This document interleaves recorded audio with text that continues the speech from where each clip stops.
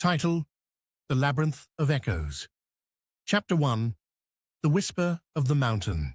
In the village of Eloan, nestled between emerald hills and shadowed forests, tales of an ancient labyrinth hidden in the mountains echoed through the elders.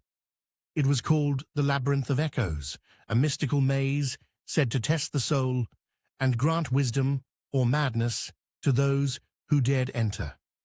17-year-old Cale, a curious and restless boy with a mop of unruly dark hair and eyes the color of storm clouds, had grown weary of the village's quiet life. He wanted more: adventure, truth, a sense of purpose.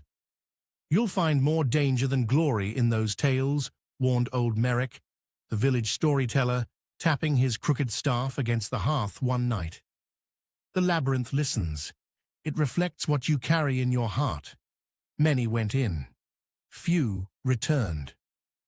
But Cale wasn't frightened. One early morning, with a pack full of dried meats, water, and his father's old compass, Cale slipped away from Eloan and trekked toward the mist-veiled mountains. Chapter 2: Into the Maze.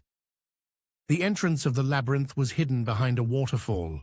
Cale discovered it by accident. Well, not accident, but instinct. A faint humming led him to the cascading water, and behind it, a gaping archway carved in obsidian-black stone.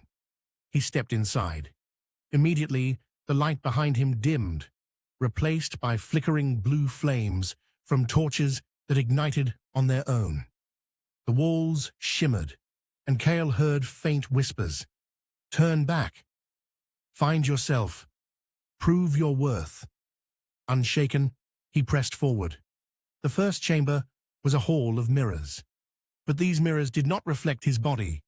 They reflected moments of his life: arguments with his mother, stealing a coin from the market, mocking a friend who cried. Cale backed away, heart pounding, but the door forward wouldn't open. A voice echoed, "Face your reflections with truth." Cale realized the labyrinth wasn't testing strength or cunning. It was testing something deeper. Gritting his teeth, he whispered apologies to the mirrors, facing each moment with honesty. A warm breeze swept through the hall, and the door creaked open. Forgotten voices. The next section of the labyrinth transformed into a wild forest.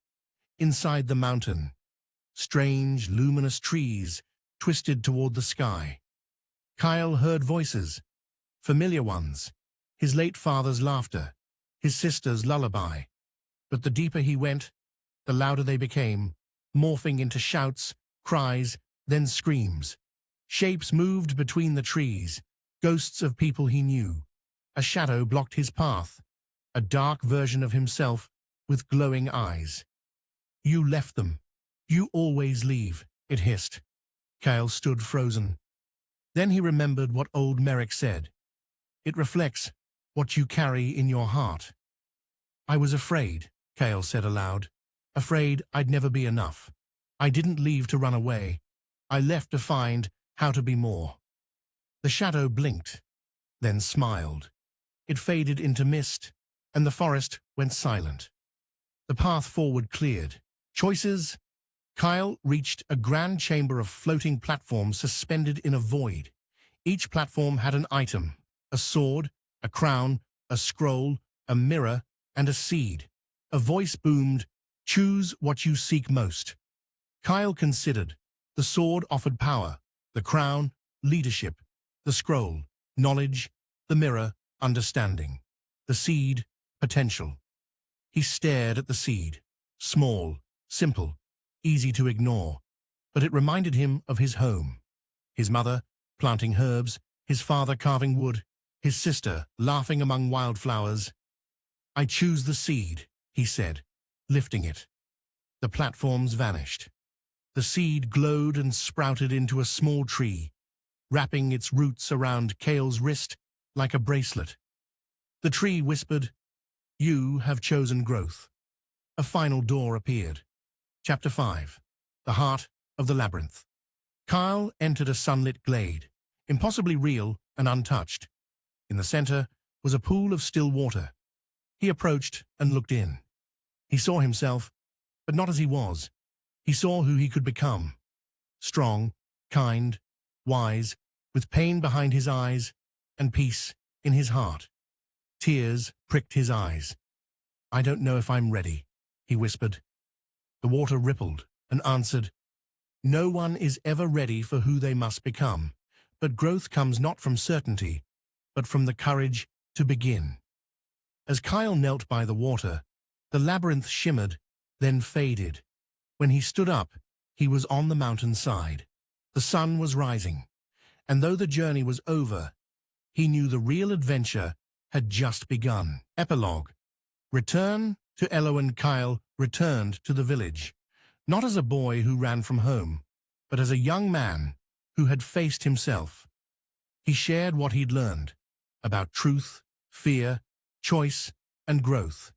He helped rebuild homes, mentored younger children, and tended gardens with his mother. He still craved adventure, but now he understood. Adventure wasn't always about what was out there.